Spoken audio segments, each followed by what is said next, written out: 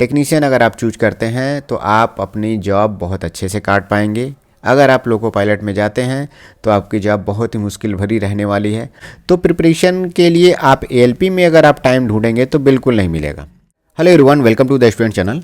अभी तक मैंने जितने भी वीडियोस बनाए हैं एएलपी टेक्नीशियन को लेकर के, इसकी प्रिपरेशन को लेकर के, उनमें से ये वीडियो सबसे अलग है क्योंकि मैं इस वीडियो में बताने वाला हूं कि एएलपी और टेक्नीशियन में दोनों में बेहतर कौन है। और बहुत सी चीज़ें ऐसी हैं जो बाहर के लोग और इस तरह की चीज़ें बता नहीं पाते हैं, लेकिन मैंने अभी तक जितना इसमें अनुभव किया है, लोगों को देख करके जितना मैंने ऑब्जर्व किया है कि इन दोनों में बेहतर कौन है, उसको मैं यहाँ पर बताऊँगा।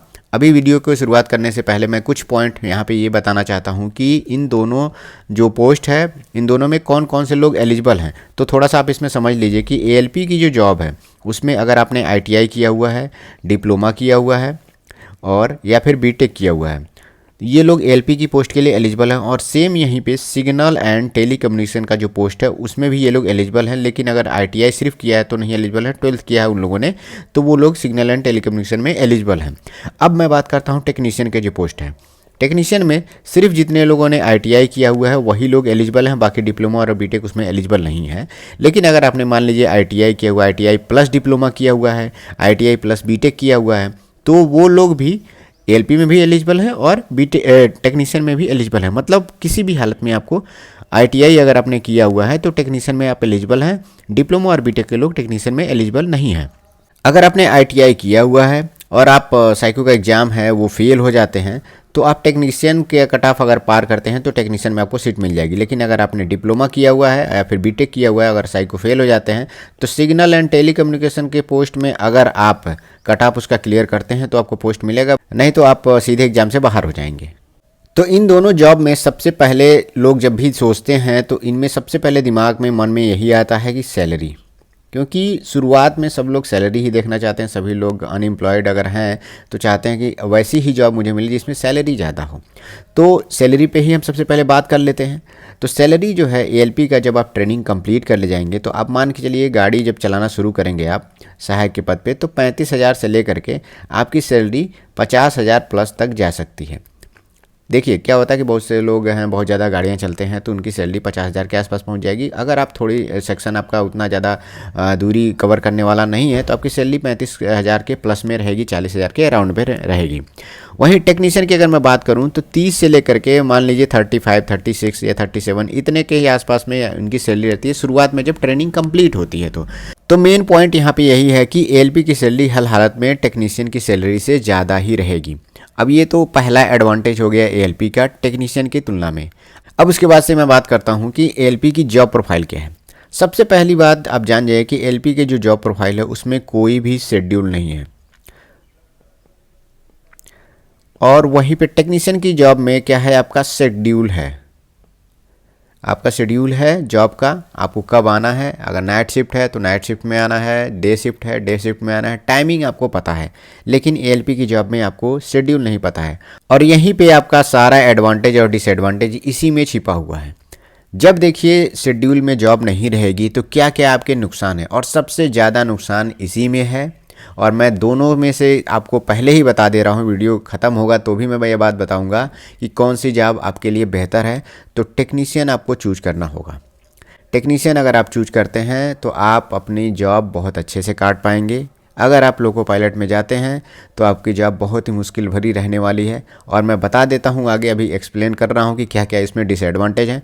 और जो ये वीडियो मैं बना रहा हूँ किसी को भी डिमोटिवेट करने के लिए नहीं है मेरा मकसद। अगर देखिए क्या है कि जो मैं पहले से वीडियो बनाता आया हूँ इसमें मैं इस जॉब की प्रिपरेशन को लेकर के ही बनाता आया हूँ। लेकिन अगर देखिए आपके पास जॉब नहीं है तो आपके पास एक जॉब होना ज़रूरी है सबसे पहले। अब अगर आपके पास ऑप्शन मिलता है चूज करने का, अगर आपके पास ऑप्शन है तो आपको मैं यही कहूँगा कि टेक्नीशियन को आप चूज करिए। टेक्नीशियन आप चूज करते हैं तो क्या क्या फ़ायदे हैं बाकी आगे मैं एक्सप्लेन कर रहा हूँ। देखिए जब आपका कोई भी शेड्यूल नहीं होता है तो आपको क्या क्या नुकसान होते हैं। आपको फैमिली टाइम नहीं मिल पाता है। अब बात एक थोड़ा सा और एक पॉइंट मैं पहले कर लेता हूँ कि एएलपी की जॉब अगर पाते हैं तो एक चीज़ ये हो सकता है कि या तो आप घर के पास में जॉब पा रहे हो, मतलब घर के पास में अगर आपकी लॉबी है विद इन 30 किलोमीटर के अंदर है तो घर के पास ही उसको मानेंगे। और 100 किलोमीटर की भी मैं बात करूँ तो भी घर के पास ही मान लीजिए कि आप, लेकिन डेली आप मतलब आ जा नहीं सकते हैं।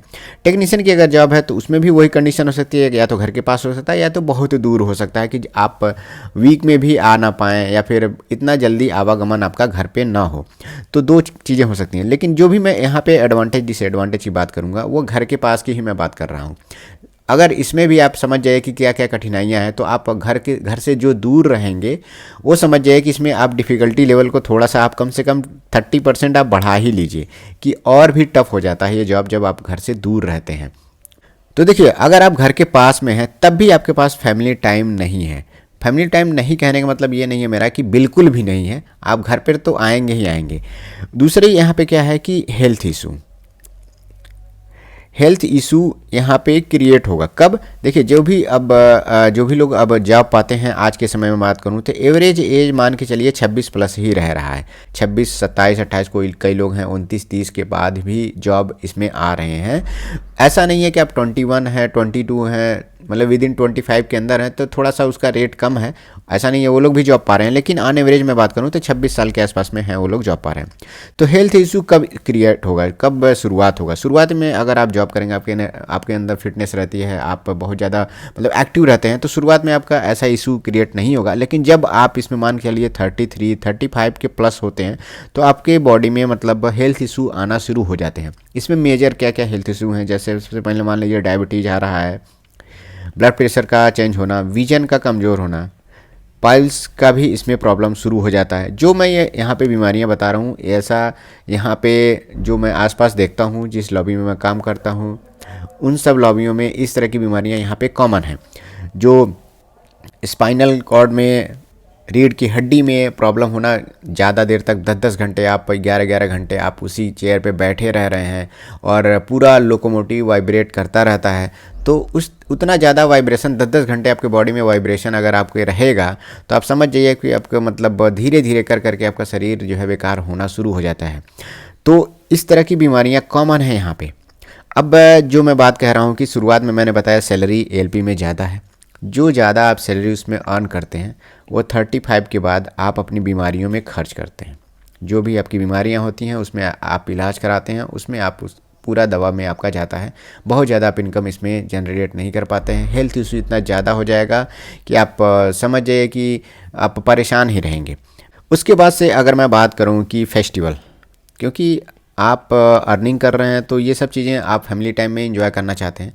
फेस्टिवल्स आप समझ जाइए बिल्कुल भी आपको उतना ज़्यादा नहीं मिलने वाला है। अगर 30 साल की जॉब अगर आपके पास है तो मान के चलिए सारे फेस्टिवल तो आपको 30 बार ही देखने को मिलेंगे, चाहे वो दिवाली हो गया, होली हो गया, दशहरा हो गया, ईद हो गया, कोई भी फेस्टिवल है आपके लिए, वो 30 बार ही आपके लाइफ में आने वाले हैं। ड्यूटी पीरियड में मैं बात कर रहा हूँ। तो आप मान के चलिए अगर दिवाली आपके लिए 30 बार आने वाली है तो आप समझ जाइए 15 से 16 बार ही अगर आप सेलिब्रेट कर पाते हैं तो बहुत लकी हैं। ये मैं बता रहा हूँ जो घर के पास में रह रहे हैं। अगर आप घर से दूर हैं तो फैमिली के साथ अगर अपने जो भी होम टाउन है, जहाँ पे गांव है, वहाँ पे सिटी है, जहाँ पे होम टाउन है, घर है, वहाँ पे सेलिब्रेट करने की अगर बात कर रहे हैं तो ये रेट आपका 10 पे भी जा सकता है, 10 से भी कम हो सकता है, 10 के आसपास में भी रह सकता है। वहीं अगर आप टेक्नीशियन में हैं तो ये रेट आपका 30 अगर है, 30 दिवाली, 30 दिवाली है तो आप मान के चलिए 25 प्लस आप सेलिब्रेट कर पाएंगे घर पे। अगर आप घर से दूर भी हैं तब भी आप अपने हेडक्वार्टर अपने घर पे रह करके सेलिब्रेट कर सकते हैं। ये सिर्फ मैं एक त्यौहार की बात कर रहा हूँ। होता क्या है इस जॉब में, अगर कई लॉबी में ऐसी हैं कि अगर आपने दिवाली सेलिब्रेट कर लिया तो हो सकता है आपको होली में छुट्टी ना मिले। अगर आपने होली सेलिब्रेट कर लिया है तो दिवाली में नहीं मिल सकता है, छठ में नहीं मिल सकता है। तो ऐसा रूटीन बना रहा था, क्योंकि देखिए सभी का शेड्यूल ऐसा नहीं है कि आप ही सारे फेस्टिवल में आपको छुट्टी मिले। अदर लोको पायलट हैं, अदर सहायक हैं, उनको छुट्टी ही ना मिले तो उनके साथ भी ये गलत है। तो ऐसा रूटीन है कि किसी को हो सकता है दिवाली में छुट्टी मिल गई, किसी को हो सकता है होली में छुट्टी मिल गई। तो इसमें कोई फेस्टिवल आप सेलिब्रेट कर पाएंगे, कोई नहीं कर पाएंगे। तो आप पैसा किस लिए अर्न कर रहे हैं? इन सब चीज़ों के लिए ही अर्न कर रहे हैं। आप देखिए हेल्थ इशू ज़्यादा बढ़ जाएगा तो ये आपके लिए नुकसानदायक है। तो पैसे को इम्पोर्टेंस मत दीजिए। जॉब शेड्यूल ना होने की वजह से बहुत सारी प्रॉब्लम्स आती हैं। आप घर पे नहीं जाते हैं, फैमिली टाइम नहीं दे पाने का कारण क्या है कि उसमें देखिए और भी क्या नुकसान है इसके मैं बता रहा हूँ। जैसे कि आपकी शादी हो जाती है, आप अदर मतलब फैमिली आगे बढ़ती है, तो आप अपने बच्चों को भी उतना टाइम नहीं दे पाते हैं। आप अगर मैं 1 महीने का 1 मंथ का शेड्यूल अगर मैं बताऊं तो जनरली आप मान के चलिए 13 से 14 दिन आप बाहर रह रहे हैं। 13 से 14 दिन आप बाहर रहना, घर पे रह ही नहीं रहे हैं। उसके बाद से आपके पास अगर मान के चलिए बचा है कि 15 दिन अगर आपके पास बच रहा है घर पे रहने का, तो उस 15 दिन में आप मान के लिए घर पे आप 10 से 11 दिन या फिर 10 दिन मान के चलिए आप घर पे सिर्फ सोते ही रहते हैं। क्यों? क्योंकि देखिए अगर आप 24 घंटे बाद या फिर 10 घंटे बाद गाड़ी चला के आते हैं तो घर पे भी आपको कम से कम मिनिमम 7 से 8 घंटे सोने का टाइम रहता है। और हेडक्वार्टर पे जो मिनिमम टाइम है रेस्ट का 16 आवर्स का है। तो 7 से 8 घंटे अगर आप सिर्फ सोते हैं, 2-3 घंटे आप नहाने धोने खाने में अपना टाइम वेस्ट करते हैं, तो बचा आपके पास कितना टाइम? 5 से 6 घंटे का टाइम आपके पास बच रहा है कि आप थोड़ा सा अपना टीवी देख सकते हैं, फैमिली के साथ टाइम स्पेंड कर सकते हैं। तो एक ड्यूटी के बाद अगर आप 6 घंटे अपना टाइम फैमिली पे देते हैं तो पूरा 1 मंथ में कितना दे पाएंगे टाइम? 5 से 6 दिन का ही टाइम, मैक्सिमम 5 से 6 दिन का टाइम आप अगर ओवरऑल घंटे में मैं काउंट करूँ तो आप दे पाएंगे। तो ये बहुत ही गलत है इस जॉब में। और वही टेक्नीशियन की मैं बात करूँ तो टेक्नीशियन में इस तरह का प्रॉब्लम नहीं है। तो आप कोशिश ये करिए, अगर आपके पास ऑप्शन है तो टेक्नीशियन में जाइए, बहुत सारा एडवांटेज है टेक्नीशियन में। कुछ लोग क्या है कि प्रिपरेशन करना चाहते हैं फ्यूचर में, मतलब चाहते हैं कि इस जॉब में कोई एक जॉब पकड़ लेते हैं, उसके बाद से आगे एग्जाम में मैं प्रिपरेशन करूँगा। तो प्रिपरेशन के लिए आप एएलपी में अगर आप टाइम ढूंढेंगे तो बिल्कुल नहीं मिलेगा। जो टाइम आपका मिलेगा आप इतना ज़्यादा थके रहेंगे कि आप उसमें पढ़ तो नहीं पाएंगे फ़िलहाल। तो पढ़ाई करने के लिए आपको कम से कम ऐसा होना चाहिए कि सोने के बाद आपको थोड़ा सा टाइम मिला, आप इधर उधर का काम कर लिया, उसके बाद से आपके पास कम से कम 3-4 घंटे का टाइम आपको मिल रहा है तो आप उसमें पढ़ पाएंगे। दूसरी बात क्या है कि शेड्यूल नहीं है, पता चल रहा है कि आप रेस्ट अप हैं, मतलब आप रेस्ट हो गए, 16 घंटे का आपका रेस्ट टाइम पूरा हो चुका है और ड्यूटी नहीं आ रही है, गाड़ियाँ कम चल रही हैं, ड्यूटी नहीं आ रही है, तो आप कोशिश ये करते हैं कि रात का टाइम है तो आप पढ़ नहीं सकते, बिल्कुल आप पढ़ नहीं सकते। क्योंकि आप सोचेंगे कि अभी 1-2 घंटे 12 बजे रात में कॉल आ जाएगी, तो अगर मैं सोया नहीं रहूँगा पहले तो रात में ड्यूटी करना टफ हो जाएगा मुझे। तो आप चाह के भी इधर पीछे के जो 2-3 घंटे हैं आप उसमें पढ़ नहीं सकते, आपको सोना ही सोना है।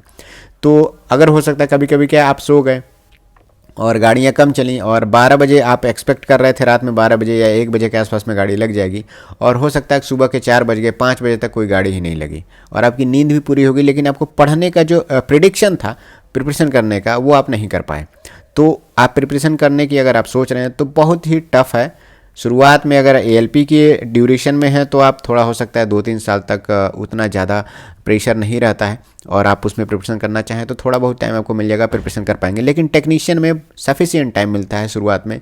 डे शिफ्ट में अगर जॉब रहती है, शेड में अगर आप चले गए हैं तो शेड में तो बिल्कुल आपका फिक्स्ड टाइम है और सैटरडे को हाफ डे हो जाता है तो पूरा संडे आपके पास बचता है, सैटरडे का भी आधा दिन बचता है। ड्यूटी शेड्यूल भी शाम के 5 बजे तक आपका ड्यूटी रहता है, 5 बजे आप आएँ और अपने रूम में जाते हैं और वहाँ पे अपना 1-2 घंटे में आप उतना ज़्यादा थके नहीं रहते हैं जितना आप ट्रेन चला करके आते हैं, उतना ज़्यादा थक जाते हैं। तो ट्रेन चला के जैसे ही आप आएँगे घर पर आएँगे तो तुरंत आपको कम से कम 5-6 घंटे की नींद तो लेनी ही लेनी है। लेकिन अगर आप शेड से आते हैं या फिर टेक्नीशियन का कोई भी सिग्नल में भी अगर आप काम कर रहे हैं तो आप घर पे आते हैं तो 1-2 घंटे में भी आप आराम से फ्रेश हो सकते हैं और उसके बाद से आप अपनी पढ़ाई करना चाहें तो पढ़ाई कर सकते हैं, फैमिली टाइम देना चाहते हैं, कोई मार्केट में कोई काम करना चाहते हैं, घूमना चाहते हैं, कोई घर का काम करना चाहते हैं तो भी आप उसमें कर सकते हैं। अब थोड़ा सा इसमें बात कर लेते हैं कि जो इसमें सबसे जो डार्क एरा है एएलपी की जॉब का, लोको पायलट की जॉब का, आप 26 के आसपास में अगर जॉब पाते हैं तो आप मान के चलिए 33-34 के आसपास में ही लोको पायलट बन पाएंगे। अगर आप जनरल या ओबीसी कैटेगरी के हैं तो SC ST हैं अगर आप, तो हो सकता है कि रिजर्वेशन के तहत आप थोड़ा सा पहले आप लोको पायलट बन जाए। अब जब आप लोको पायलट गुड्स ही बनते हैं सबसे पहले, कई लॉबियों में ऐसा है कि वहाँ पे गुड्स का मतलब वर्किंग नहीं है, तो आपको हो सकता है कि अगर उस लॉबी में गुड्स का वर्किंग नहीं है तो शुरुआत में आपको गुड्स का ही बनाया जाएगा, तो आपको वहाँ से ट्रांसफ़र किया जाएगा कि किसी अदर लॉबी में, उस डिवीज़न में कई लॉबियाँ होती हैं तो वहाँ पे जहाँ पे गुड्स की वर्किंग है तो वहाँ पे आपको भेजा जाएगा, तो तुरंत आपका वहाँ पे ट्रांसफ़र हो जाता है। बहुत ऐसा रहा कि आप पहुँच के हैं तो आपका हो सकता है ट्रांसफ़र ना हो, तो अगर आप उसमें जाते हैं ट्रांसफ़र हो जाता है तो थोड़ा सा आपका 2-4 साल का फिर से आपका शेड्यूल और गड़बड़ हो जाएगा। अब देखिए 33 से 35 के एज में अगर आप LPG बनते हैं और इस जॉब का सबसे जो डार्क एरा है, सबसे ख़राब जो पीरियड है वो है गुड्स का। जो लोको पायलट गुड्स बनते हैं, और एक कम से कम आपके जीवन में 7 से 8 साल तक का चलता रहा है।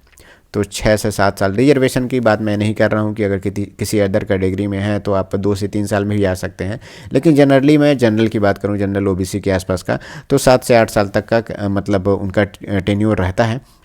और एक बात और है, आपके जो लाइफ का जो मतलब गोल्डन एरा है वो मान के चलिए 35 के लेकर के 45 का, इस बीच में आप थोड़ा सा ये समझिए कि आप काफ़ी एनर्जेटिक रहते हैं। इस बीच में आप जो भी चाहें अचीव कर सकते हैं, जो चाहे आप कुछ अदर इनोवेटिव करना चाहते हैं, कुछ बिजनेस मतलब कुछ भी अगर आप अदर चीज़ें करना चाहते हैं अपनी फैमिली के लिए, उसकी फैमिली इस्टेब्लिशमेंट के लिए, तो आप इसमें कर सकते हैं। आपके अंदर काफ़ी एनर्जी रहती है, कहीं घूमना चाहते हैं, कहीं जाना चाहते हैं, तो ये टाइम पीरियड मतलब बहुत अच्छा रहता है।